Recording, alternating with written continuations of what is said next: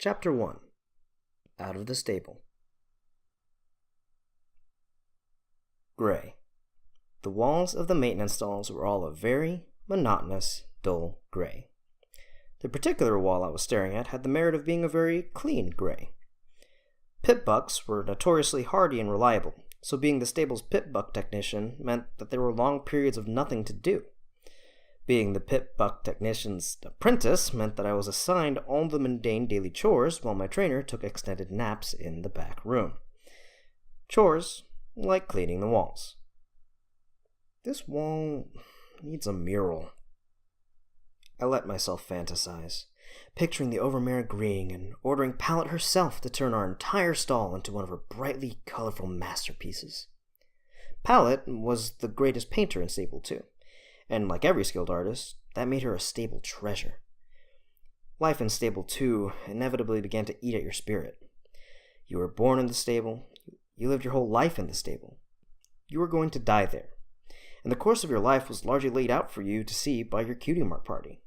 So, the Overmare insisted that a new song be added to the stable broadcast repertoire each week, that public areas were brightly painted and adorned with uplifting and motivational murals, that regular parties were planned in the atrium, all in an effort to distract and stave off depression. Reality came crashing back as I stared at the eternally blank gray. Beautifying maintenance areas was tragically low priority already, and the pit buck technician stall was one of the least trafficked parts of maintenance. I felt my ears droop as I started to realize that I'd be staring at this same gray wall nearly every day for the rest of my life. Oh dear. Is it really that bad? And there she was, Velvet Remedy, the gorgeous charcoal-coated unicorn with streaks of color in her white mane and a voice as smooth as silk and rich as finest chocolate, was standing in the doorway of my stall.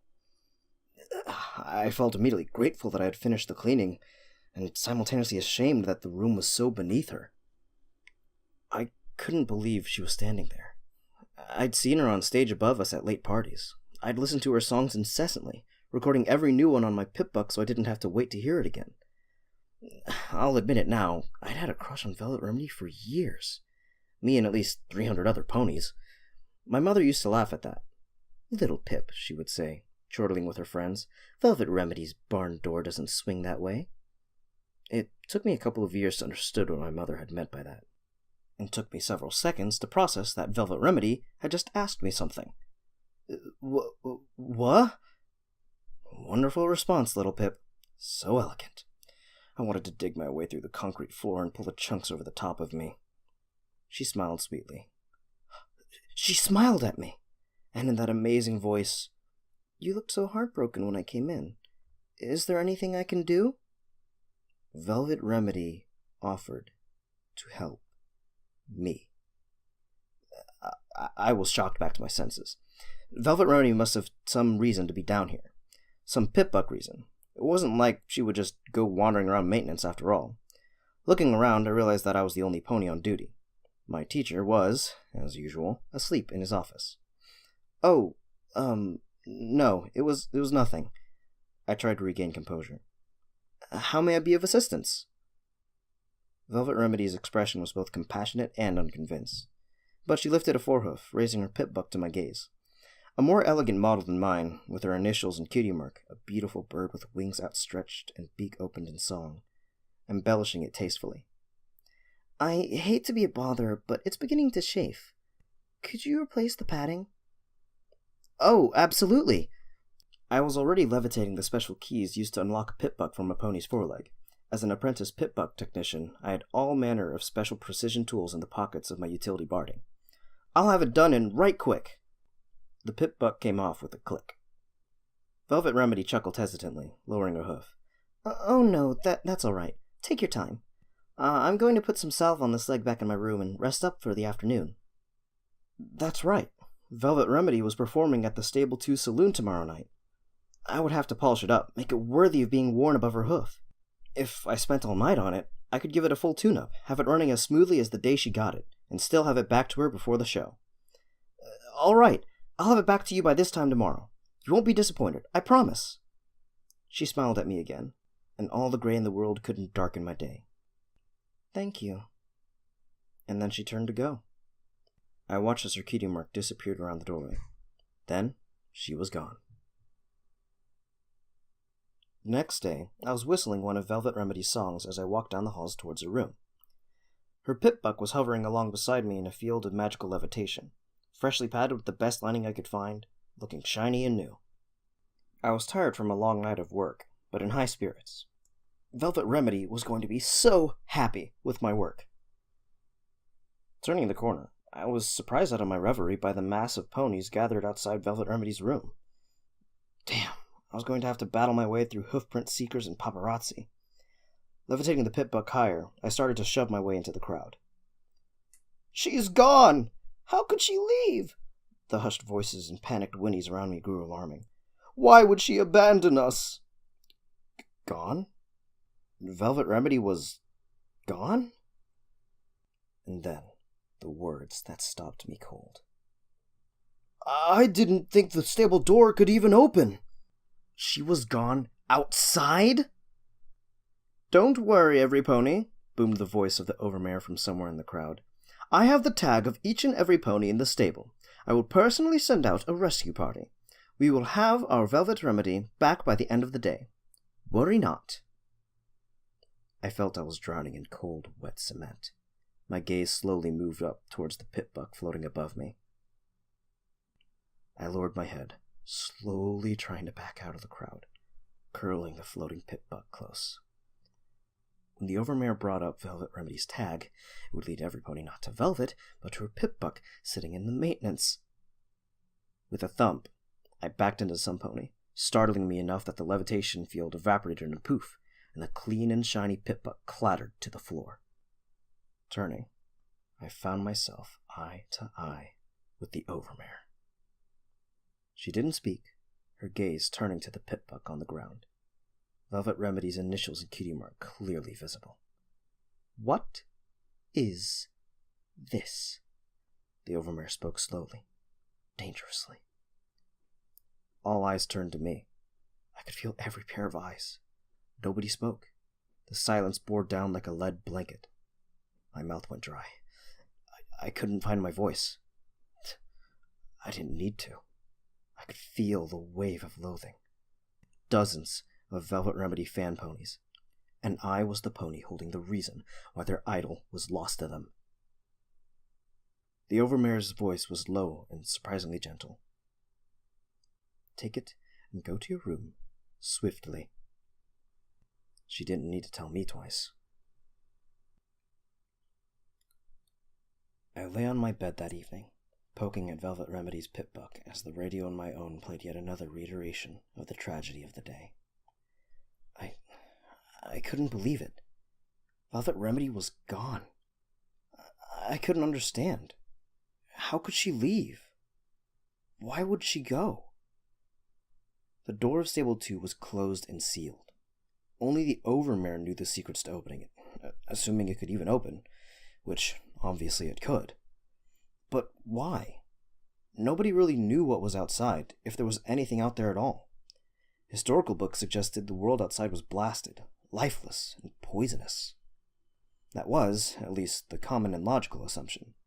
But a ghost story some pony told me my first and only slumber party had given me horrible nightmares and still lurked in the shadows of my head.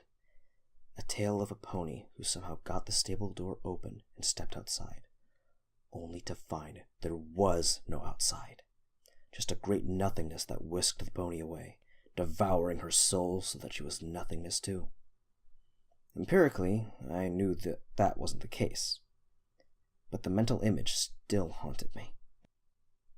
The two things I did understand was that Velvet Remedy had gotten me to remove her Pip-Buck so the overmare couldn't track her with it, and that I was screwed. Being the smallest pony my age, and the last to get her cutie mark, did not facilitate building friendships with my peer ponies. Mother honestly didn't help either, nor did waking up screaming at my first slumber party. So, I was used to being alone. But I'd never had enemies before. I'd been beneath the notice of other ponies, but I'd never had one hate me. I couldn't really blame them either, even though it totally wasn't fair.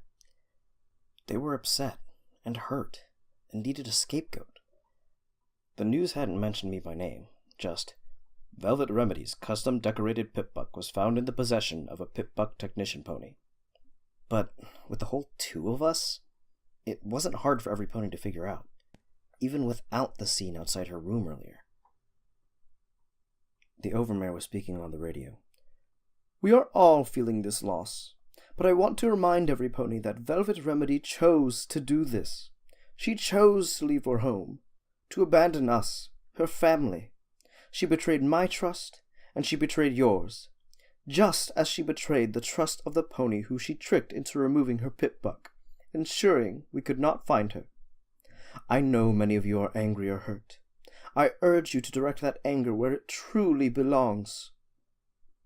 As thankful as I was for her words, it wasn't going to change the resentment I would face every day, even if every pony kept it to themselves. It hung in the air like old smoke. I distracted myself with the errant Pip-Buck, taking note of an encrypted file. I'd spotted it yesterday, figuring it was probably an unfinished new song. I didn't want to open it then, both out of respect for Velvet Remedy's privacy and a dislike for spoilers. But I guess it didn't matter anymore. The song would never be played. Opening a pouch on my utility barding, I withdrew an access tool that would allow me to remove the encryption safely and easily. It was a sound file. I played it. "The override code for opening the door to Stable 2 is CMC3BFF. I shot up in surprise at what I heard. Swiftly, I turned off the radio and played it again. I didn't recognize the voice. It was female, kinda sweet, and had a strange accent that didn't sound like anyone in the stable. But now I knew how Velvet Remedy left. I must have sat there for hours, contemplating what I should do. But finally, I made my choice. I was going to go outside after her. I was going to bring her back. I stood there, staring at the huge steel door that sealed Stable 2 away from the horrors or nothingness outside, and at the two guard ponies who blocked my way. I had my saddlebags packed with apples and necessities, even a big book of arcane sciences for something to read. I had 2 canteens around my neck. I was ready to go. But the Overmare was making sure there were no follow-up acts. Insistence and glowering looks weren't getting me anywhere. My horn was glowing, but they stood their ground, unimpressed. They weren't going to let me anywhere near the control panel. "Hey, aren't you the filly who let our Velvet get lost outside anyway?" one of the guards inquired daringly, taking a bullying step forward. The other guard looked away in disgust. I'm not sure if he was disgusted at me, or if he felt like the Overmare seemed to, about ponies wanting to take it out on me. I was kind of hoping it was the former, considering what I was about to do to them. The metal footlocker above them dropped onto their heads, knocking both out cold. Earth ponies. They never see that levitating something up behind you trick coming. I was at the controls, entering the passcode from Velvet Remedy's Pip-Buck when the Overmare's voice boomed through the nearby speakers. "Stop! I order you to stop this instant!" Yeah, that wasn't going to happen. "Guards! I want every guard at Stable 2 door! Stop that filly!" Oh, crap! My hooves flew up to the main switch for the door, and I prayed to Celestia that the code worked. Then, with all my strength, I threw the switch. A loud clanging filled the air, followed by a hissing of steam and a great rumble that shook the room. As I watched, the massive bolt that held the door from Stable 2 shut slid back. A huge hinge arm swung down, attaching itself to the door, and with a teeth-hurting squeal, pulled the massive steel door out and away. Randomly, I found myself thinking in my mother's voice, "Stable 2's barn door doesn't swing that way." The door to Stable 2 wasn't supposed to swing at all. Even though I threw the switch, I was stunned to see it actually open. "You don't have to do this." "Little Pip, isn't it?" The Overmare's voice kicked me out of my stupor. I could hear the hooves of galloping guards drawing near. I took a step towards the door. "Don't worry. I'll bring her back." "No, you won't! If you leave here, you will never be let back in." For a moment, the unfairness stung. The Overmare was willing to send out a search party to bring Velvet Remedy back. But then, Velvet was special, and I was not. Part of me wanted to turn back right there, crawl back to my room and my dreary but safe life.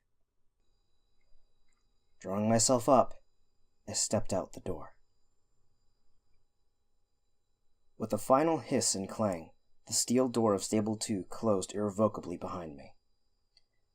I don't know what I expected to find just beyond the door, but it certainly wasn't this long, dark hallway that smelled of rotting timber and sepulchre air. I was no longer in the stable, but I wasn't outside yet either. I was in limbo. I turned on my pit-buck's light and recoiled with a gasp at the skeletons of long-dead ponies which littered the hall. The outside of the stable door was marred from where ponies had slammed onto it until their hooves cracked and shattered, trying to get in. Moving forward quickly, I discovered that the hallway opened into an old room with stairs leading up to a horizontal door with a shattered lock. The entrance from the outside world into Stable 2 had been cleverly disguised as the door to a humble apple cellar. And by disguised, I meant that the person who built it had been building an apple cellar. Taking a deep breath, I trotted up the stairs, swung open the cellar door, and stepped outside. Alright, that wraps up Chapter 1 of Fallout Equestria. If you liked what you heard, please give me a nice little comment, like, and subscribe if you want to catch the next chapter. This weekend, I'll be going to HarmonyCon. That is February 8th through 10th, so if you're listening to this after that date, well, too bad. But if you are going to HarmonyCon, go ahead and stop by and say hello. I'll be working registration. I'll be the guy with the saxophone. Alright, see y'all later.